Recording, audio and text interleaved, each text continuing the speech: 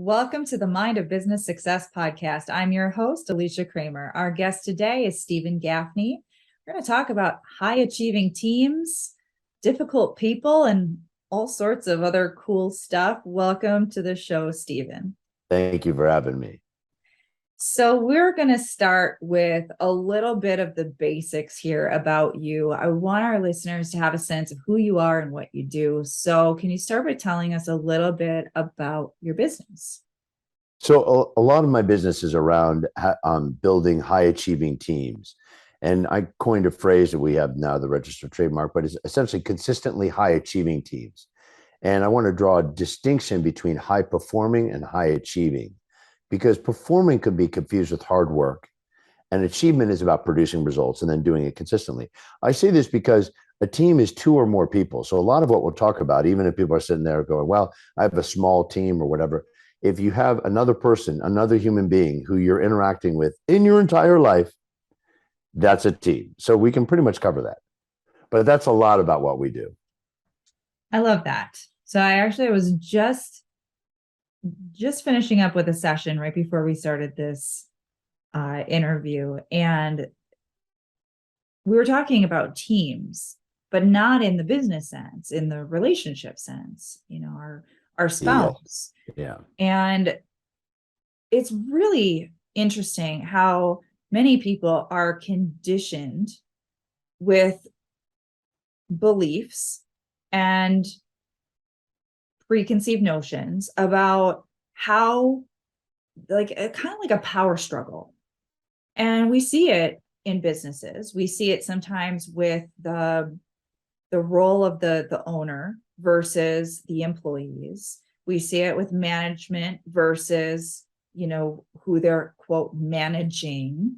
And when we start to get into this dynamic, it really wreaks a lot of havoc on the performance and on the results. So now when you're working with your clients, I'd imagine you're seeing this as well, and you're seeing sort of those somewhat wacky dynamics and how they adversely affect productivity and harmony and synergy and what is really capable within a business. So from your perspective, what are some of those shifts that need to occur in order to get a team really dialed in so they're actually a high achieving team and not just going through the motions? Great question. So there's a lot to consider, but let me break it down to the most important thing right off the bat. The number one biggest problem in all relationships and all organizations is lack of honest communication. But what I'm talking about with honest communication isn't about the truth or ethics, like people are lying to us in that sense. The biggest problem is not what people say. It's actually what they don't say to each other. It's what I call lies of withholding, and others call that as well. And somebody might say, well, that's kind of heavy, but have you ever had somebody withhold something and you find out later they knew it? I mean, how do you feel towards them? And we generally feel like they lied to us. They weren't completely transparent. And so the biggest problem isn't when people say, it's actually what they don't say. And a very easy way to think about this is, how often have you thought, I wish they would have told me? If they had told me, we could have fixed the problem. I could have dealt with the issue. I had no idea. So the key is to get the unsaid said. And that's what I do as a baseline with most organizations to start off to make it high achieving. That is brilliant, first of all. And you're right. I think for a lot of people, the pain that they're holding on to, the resentment, the anger, what causes people to disassociate or to become disgruntled has so much to do with feeling left out or feeling lied to or deceived or lying by omission. Yes. Which is a very, very, very common thing. And it doesn't feel good. None of us like that. We've all had that experience. Well, so and here's the other thing. I'm sorry. Go ahead. Well, I was going to say, and here's the thing. We all do this. So just so it's not about like we're up here and everybody else is good for them to listen to it. I mean, we've all been we've withheld. And so why do we do that? And why do others do it? And the number one reason is fear.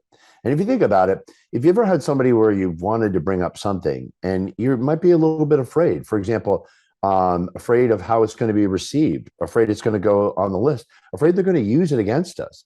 Like even as a business owner, we can still be afraid because we think, if I really am transparent with my employees, will they leave or are they upset? Or, what if I can't pay them as much as I would like to? I mean, we're obviously going to pay them what we said, but the point is that a lot of times people get afraid, and of course, people get definitely afraid to tell their boss, right? How is it? I'm going to lose my job? Is it going to hurt my career? And then also, it happens with customer dynamics.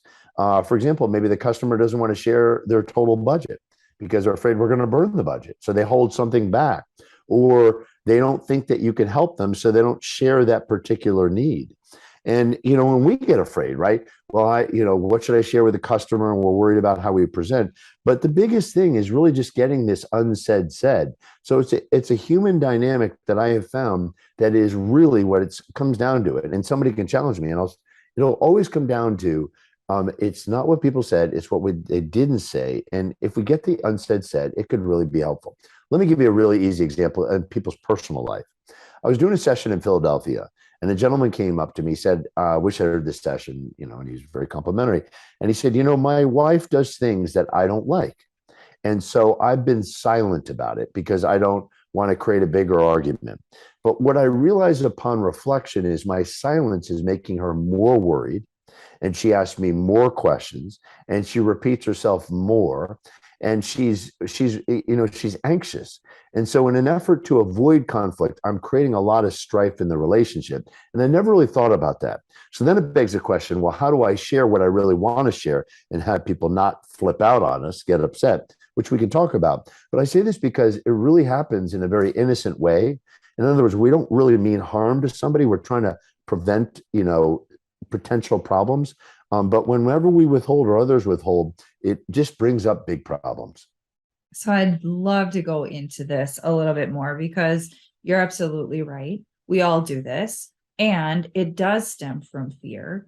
And the mind is really good at justifying Yes. why we should, right? Until we challenge it. And then just like this example that you just shared with this client that had this awareness, like, shit, this is actually doing more harm than good. But until we actually look at it and we'll challenge the fear, the mind is just going to continue to try to protect us and do the avoidance thing. Well, and here's another easy dynamic, just even back to work. So we're running a business, right? I know a lot of people that listen to you are business owners and running, small businesses, whatever size. But and so here's an interesting dynamic. You have a low performer person on your team, and you're like, they're just not performing the way I want. So one of the interesting things is I've worked with a lot of people how they rationalize. Well, maybe I should set expectations better, or maybe I should train them better, or maybe I should do all that, which are all very valid. But inevitably, somewhere in the back of their mind, they're thinking this person is not a very good fit in that position. And so I've seen that people avoid it. And sometimes the rationale is I'm worried about the impact on others. But what we know is high achievers want to work with high achievers. So we aren't really doing anybody a service by kind of kicking the can down the road. And then ultimately, the person can be resentful that you never shared what was in the way. So I see this a lot. And one of the most things that have fascinated me over the years is the higher up somebody goes in an organization, the less likely they will to bring up and confront performance. And the reason is because there's more at stake, right? And when you think about it, it makes really big sense. So it's a dynamic that we all kind of worry about, like what's the reaction? And especially if the person has had a track record of getting defensive, right? When you've given them feedback and they flip out. There's a friend of mine, whenever I give him feedback, he gets defensive. And I said to him, you make it so I don't want to give you feedback. And but I get the unsaid said, even about him getting defensive. He's a good buddy of mine. But the thing is, so this is often the dynamic, but what we've got to do is just be upfront, even about, hey, I feel like I'm walking on eggshells, whatever the case may be. Let's talk a little bit about dealing with these difficult people because they exist. Maybe somebody listening is one of them. Well, we all are difficult in our domain, right? I never met anybody who's labeled an angel and really is an angel, right?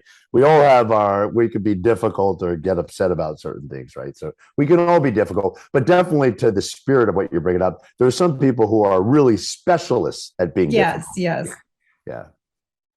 So when someone is afraid of confrontation, and some people are that's just work that they need to do on themselves, but if we're talking about maybe a specific person who does have a tendency to fly off the handle, they don't take criticism or constructive feedback particularly well, and sometimes these conversations really do need to be had.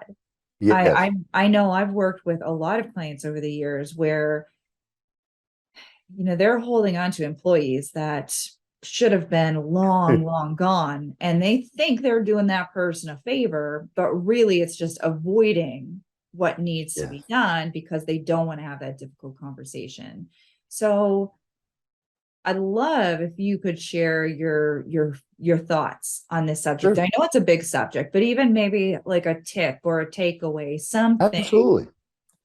So years ago, a big breakthrough in the business was I figured out a 9-step formula on how to share the most difficult things to people and have it go resolved. So, and I'm not trying to sell people on it. If they want it, there's a book I wrote a long time back, but if they want it, just all they need to do is mention your show and email us and we'll send it to them for free. And, they can reach it at, justbehonest.com. And why not? We'll repeat at the end. But I want to cover a few immediate things. So people, it's not like they got to read it necessarily. So one strategy is to share concerns, which is a really interesting. And concerns are you obviously tell the person why you want to talk to them, but then you share. Listen, I'm concerned about bringing this up that you're going to get upset, right? As an example, you share the concerns. The irony is, the more we share our worries and concerns, the less likely they are to happen. So if you say to somebody, I'm concerned you're going to get upset, most people, not all, but most people will think inside, no, I'm not going to get upset, which actually helps us. Now, probably some people are listening, they're going, no, you don't know this one person. They're going to get upset. So let's go down that. So you say, I'm concerned you're going to get upset. The person goes, what do you mean I'm going to get upset? Then you say the following, that's what I mean. I'm not blaming you, but I don't know how to talk to you. Again, I'm not blaming you, but I don't know how to talk to you. And inevitably, that puts the pressure on the other person to say, well, what am I going to do about this? And they might say, well, I'm not trying to blame, I know you're not trying to blame me, but I'm upset because 3 weeks ago you didn't handle this. And now you're triggering, they're getting the unsaid said. And now there might be another issue that they need to get off, their mind, their chest, and be able to bring this up. And then you can pause your conversation and deal with that. But most people like to prove people wrong. So, for example, you ever have somebody who interrupts you a lot? Try this. Look, I want to talk to you about something. I'm concerned you're going to interrupt me. The person will go, and for people who are listening, it's like the head will jerk, but they won't say anything because they're going to try to prove us wrong, right? So that's an example of a strategy that is kind of counterintuitive because we dance around things hoping they don't get upset. I coach people to get right in the eye of the storm. So let's say at home or at work, we're worried that we're going to walk on eggshells. Say, look, I want to talk to you, but I feel like I walk on eggshells and I'm concerned you're going to get upset. So that's one. The second strategy I want to focus on is then be very fact-based. And it would be, I noticed you didn't respond to my email, or I noticed your voice is getting raised, or I noticed you're not answering certain questions. And then the third step is make a request. So my request is for you to share what's going on, or how do we work better? So let's kind of back it up and move forward. I might share, look, I want to talk to you about us working better together. I'm concerned you're going to get upset. I'm concerned that you might take it the wrong way. But I noticed I've sent you some emails and you haven't responded. And then I noticed that when we've talked in our meetings, your voice has gotten raised. And I'm wondering what's going on because I really want to work better. And ultimately, I want us so that we're responding to each other's emails and we're able to work through problems. So the formula is concerns, notice, the facts, and then requests. Those are three easy things people can remember and will actually help with bringing up a lot of difficult conversations. I don't know how this is landing with you, but that's an easy formula. I think it's great. And it's a very practical technique that people can implement in their lives, in their businesses. And it's really applicable, not just in your business relationships, but your personal relationships as well. And God knows, right? Our lives are not just our businesses. Oh, yeah. In fact, um, it's interesting how there's a lot of place on workplace balance, right? And my theory is this is, although nice to say, it's not really practical. There is no difference between work and personal life. They're the same strategies. And given what's happened with COVID and people working remotely or whatever the case may be, it really is all blended together. And so it's kind of old hat to say we're only going to be in the job for these amount of hours, because even if that is the case, most people are very, very dedicated in their jobs. Even if they're off the clock, so to speak, when they're home, they're still thinking about stuff. The executives and people I work with, they're still checking email. They're still doing that. So it's nice in theory, but the reality is we have one life, and it's how do we live it? And these principles, the good part is they'll work in both our personal and business life, and it works in our entire life. It's very, very true that there is really very little separation because you can't compartmentalize, Yeah. right? You're one version of you, you're one you, and your career, your business, your husband or wife, your children, right? Your Yeah. friends, your whatever, your golf buddies, every experience is still essentially an emanation of you. It's Yes. fascinating to me how for so long, and I know that I haven't been in the quote workforce for a very, very long time, but I remember there was this mindset. Somehow you're able to just shut it off, right? So you punch out and then you go and you have your social life. You go and you Right. do your other thing that's not the job. Now, as a business owner, that's typically not the case at You're all. right. You Right. are 100%, you know, wearing that hat, even when you're having dinner with your family, right? You may not be thinking about your business in every moment, but it's crazy to me how many people they're maybe doing the self-development techniques to, I got to learn the NLP so I can, convince clients or convince employees or whatever. And they're coming at it from such a lower consciousness perspective. Yeah. But when you really start to embody this deeper understanding, and what you're talking about here is about just being a human being that is having a genuine interaction with another human being. It's not just this mechanical thing. That's where I think people get so out of whack, right?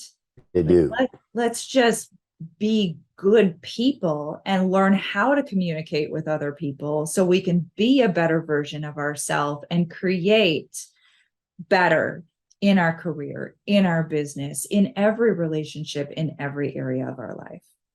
It's so true. And just how we think about our life and just being a good person. It also reminds me of, there's a lot of techniques out there, and I always coach people the way to determine whether a technique is good to use at work or at home is if the other person knows what you're doing with the strategy work. So let me give you a manipulative strategy, and then we could talk about like one. So the mirroring strategy, right? Mirroring is like, you would lean forward, I would lean forward, you talk fast, I talk fast, I'm mirroring. Well, the theory is sound that people do like people who like themselves, who are like themselves. That's very sound. But if somebody sees us not being authentic and we're trying to manipulate by mirroring, it not only doesn't work anymore, it ruins the relationship. So I always share with people, and when I'm coaching them, use only the strategies that you wouldn't be embarrassed if they knew it, right? Even what we're talking about before, concerns, sharing concerns, it isn't, those are the honest concerns we had, right? I'm concerned that, if you say to someone, I'm concerned you're going to get upset, I'm only encouraging people to say it if they feel that way. And then the facts are the facts and the request is the request. So there's a sincerity and authenticity that's really is required, I think, in today's work world. And here's the reason why, because so many people are well read and have learned or aware somewhat of other strategies. You never want to be caught like embarrassed. Oh my gosh, they now know what I'm doing, right? Even in negotiation, it's always important to be transparent, which we could also talk about. But I don't know how you feel about that, but I think there's many, many terrific techniques. You just want to use it so that if the person says, "What are you doing?" Well, this is what I'm trying to do. It's kind of funny with all of my years of inner work, personal development work, and basically by trade, I'm a certified hypnotherapist. I'm trained in NLP. I'm trained in EFT. I'm trained in all the stuff. And before I got into my own business, I was heavily in a lot of different types of sales and management and things like that. So now it's not uncommon for someone to full on try to solicit, right? I love new homes. So, when you live in a new home, it's like flies on ship, right? Any door-to-door person is going to be knocking. You're going to be getting phone calls. Like, you are the prime target, right? New homeowner, brand new home. I've got something I can sell you, right? And it's so amusing to me, the different things that I witness that are almost so cliche. You've got the really polished salespeople that are, it's so polished that I will literally, I almost want to give them a little bit of a standing ovation, but I'll lovingly call them out and say, you're very good at what you do. Almost kind of tongue in cheek, but it's so obvious. And then you've got, of course, you've got the really awkward, uncomfortable ones that, clearly should not be in sales because they haven't, gotten past that. But every once in a while, and it's so few and far between, that you get someone who's really authentic. And there's just a level of respect that can be felt. And I wish there were more of that. But a lot of people are operating from so much fear and scarcity and thinking, I just need to know all the tactics. I need to, but it is that authenticity that is, and I'll tell you, I'm kind of a little bit of a sucker for it. I don't want to give away my secret here because I don't, but there is, I think, an inherent desire in us to have that element of authenticity. And when people are a little bit more vulnerable, a little bit more like, here, this is what I'm afraid of. This is, what that is there's a natural tendency within us, which you mentioned before, to just be more empathetic. Absolutely. It's interesting that you bring up the conversation. Earlier today, I was talking to a fantastic lawyer. His name is Keegan, and we're about to hire him to help us with more registered trademarks and patents and whatnot. And that's the expertise he does. And I was asking him for his advice, and he said, it's interesting, and I hope I do this justice. He said, I give advice as if it was, would my own mother be okay with it? In other words, and I can't remember exactly, but he said that, and I love the visual image. In other words, would I be embarrassed that I'm doing it, like, because my own mom is seeing, and or would she be proud of me? Essentially that, and I think he said it differently, but the essence was just again being authentic, and just talking to people. There's nothing wrong with saying somebody like, let's say you're trying to work with a customer. Look, this is really challenging. I want to work with you, and if you don't want to work with me, that's okay. But let's kind of try to figure this out. And somebody might say, but I'm afraid to ask that. Well, if the potential customer that is, doesn't want to work with you, when's a good time to find that out?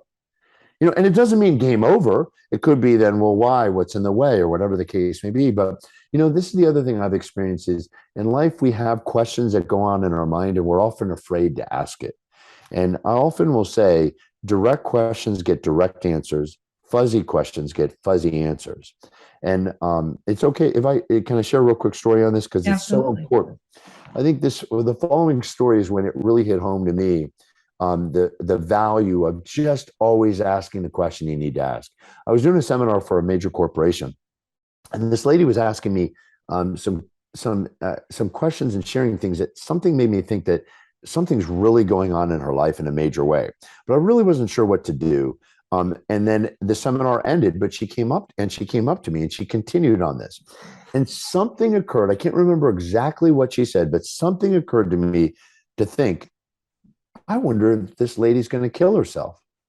So I asked her because I had read that if ever you're afraid of somebody going to kill himself, you don't say, are you thinking of hurting yourself or do you have bad dreams? You just ask that. So I said to her, pardon me for asking this, but as you're sharing, are you thinking of killing yourself? And her head jolts back and she goes, yes. Like, because sometimes when you ask a direct question, you get that honest answer. To which case I said, thank you for letting me know.